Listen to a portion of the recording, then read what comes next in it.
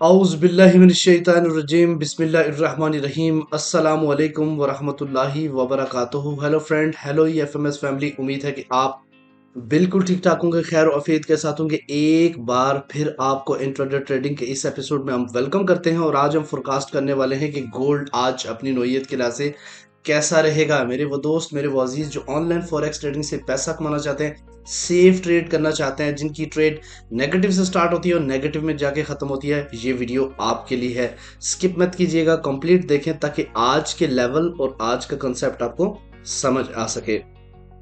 आज के इस एपिसोड के अंदर हम डिस्कस करने वाले हैं आज का मार्केट का टर्निंग पॉइंट, जो कि बहुत ही ज़्यादा इंपॉर्टेंट होता है डेली वेजेस पे, जिसके ऊपर आप स्कैल्पिंग कर सकते हैं, जिसके ऊपर आप मार्केट को जज करके ट्रेड कर सकते हैं। इसके अलावा आज हम फाइंड आउट करेंगे DXY की डे 1 और H4 की कैंडल के ऊपर एनालिसिस करेंगे।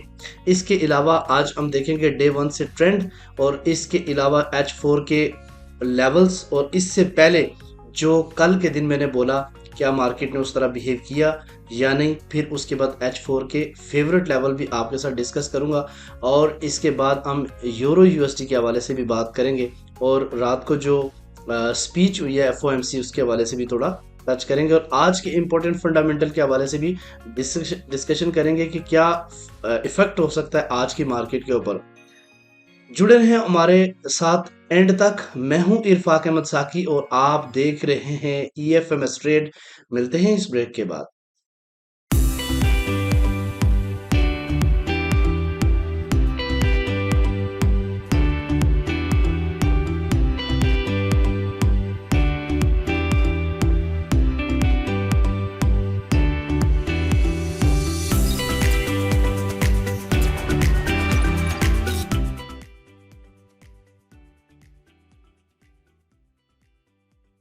वेलकम फ्रेंड, आपके सामने गोल्ड वर्सेस USD का 30 मिनट कैंडल चार्ट मौजूद है और आप बखूबी जानते हैं कि जब मैं स्टार्ट करता हूं तो सबसे पहले आपको एक टर्निंग पॉइंट बताता हूं और वो एक बेहतरीन टर्निंग पॉइंट होता है।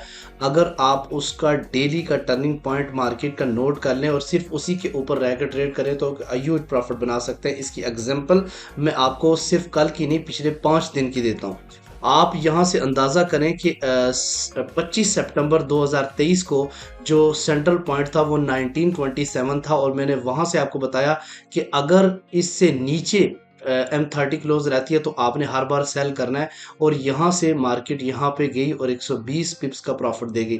इसके अलावा इससे आगे अगर हम 26 फरवरी की बात कर 26 सितंबर की बात करते हैं तो टर्निंग पॉइंट 1916.3 था और मैंने आपको ये बोला था अगर मार्केट इससे नीचे रहती है इस टर्निंग पॉइंट से तो आपने सेल करना है। और सेल, जिन लोगों ने सेल किया उन्होंने 160 पिप्स का एक बेहतरीन प्रॉफिट गेन किया। इसके अलावा आते हैं जनाब आगे। 27 सितंबर 2023 को मैंने बोला कि 1901 आप मार्केट का टर्निंग पॉइंट और जो जिन लोगों ने इससे नीचे M30 क्लोज देखे, कोई एक M30 उससे ऊपर क्लोज नहीं हुई, हर M30 नीचे ही क्लोज हुई है, तो उससे सेल करना था। और सेल जिन लोगों ने किया उन्होंने 250 पिप्स का एक ह्यूज प्रॉफिट लिया।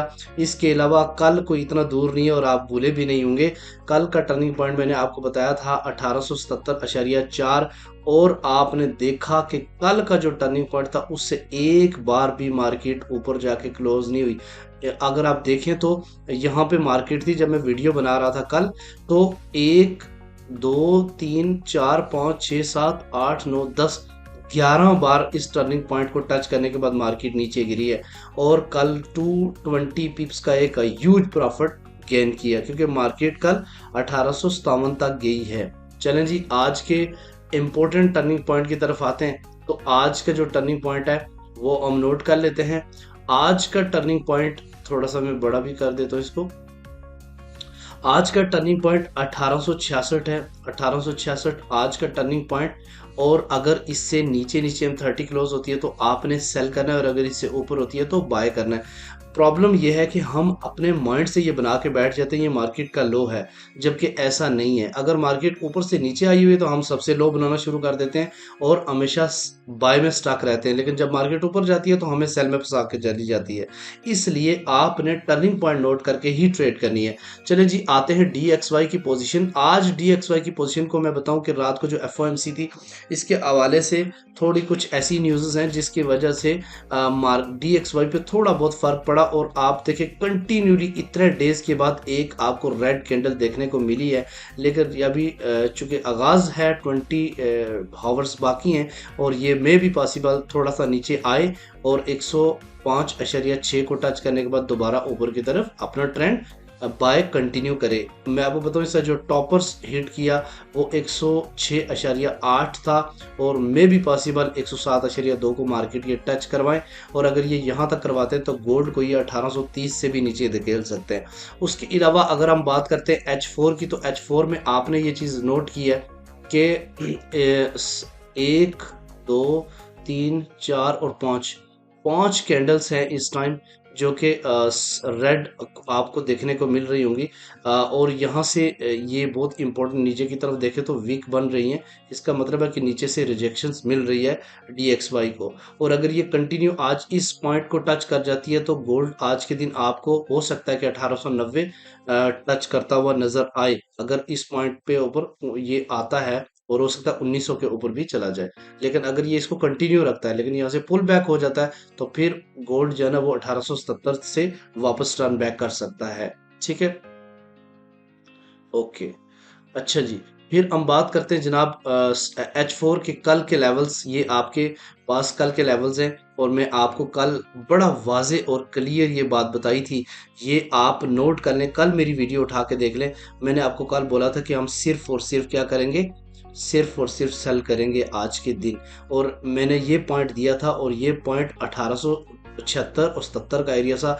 जिन लोगों ने किया 1 2 3 4 5 बार मार्केट यहाँ टच करने के बाद नीचे की तरफ गई, और जिन लोगों ने भी कल सेल किया उन्होंने एक बेहतरीन प्रॉफिट बनाया। मेरे पास बेशुमार जो है ना शॉर्ट्स आए, जिन लोगों ने ज़बरदस्त प्रॉफिट बनाया, अपने माइंड को बदला।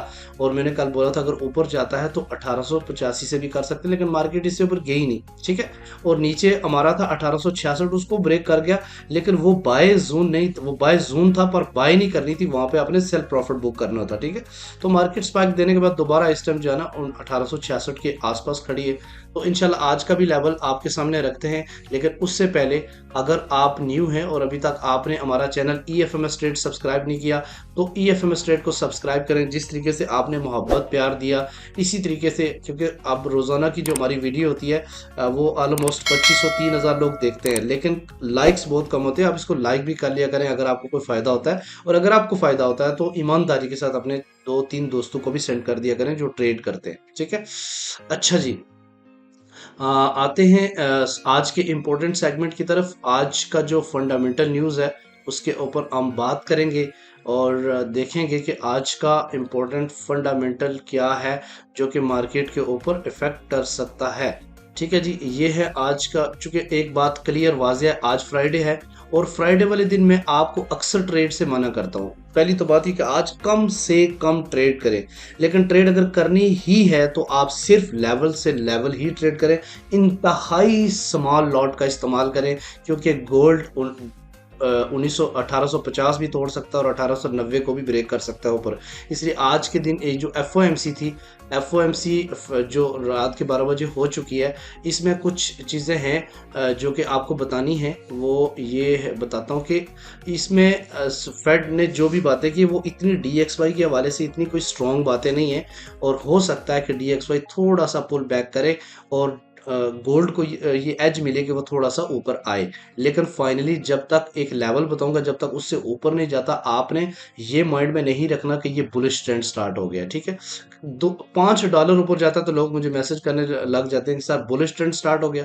ऐसा नहीं है, कोई बुलिश ट्रेंड अभी स्टार्ट नहीं हुआ, स्टिल बेरिश ही है, और मजीद भी मार्केट नीचे जा सकती है। ठीक है जी, उसके अलावा मैं आपको बताता चलूँ कि जो फ्राइडे के दिन आज US सेशन के अंदर जो न्यूज़ है वो कोर पैक प्राइस इंडेक्स हैं, उसके अलावा गुड्स ट्रेड्स है, उसके पर्सनल इनकम और पर्सनल स्पेंडिंग मनी है, और उसके अलावा होलसेल इन्वेंट्रीज है।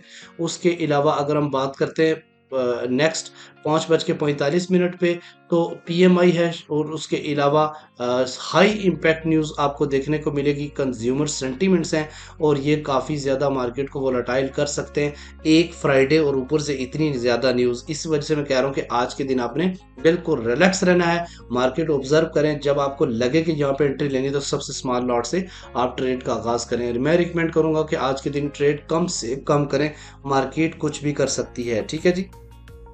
यूरो यूएसडी के हवाले से मैं आपको पहले भी बता चुका हूं कि यूरो यूएसडी इस टाइम अपनी बेस बना के ऊपर की तरफ जा रहा है, और जब तक ये 1.057 को H4 ऊपर क्लोज नहीं करता तब तक आपने इसको बाय नहीं करना, ये यहां से गिर सकता है। ठीक है,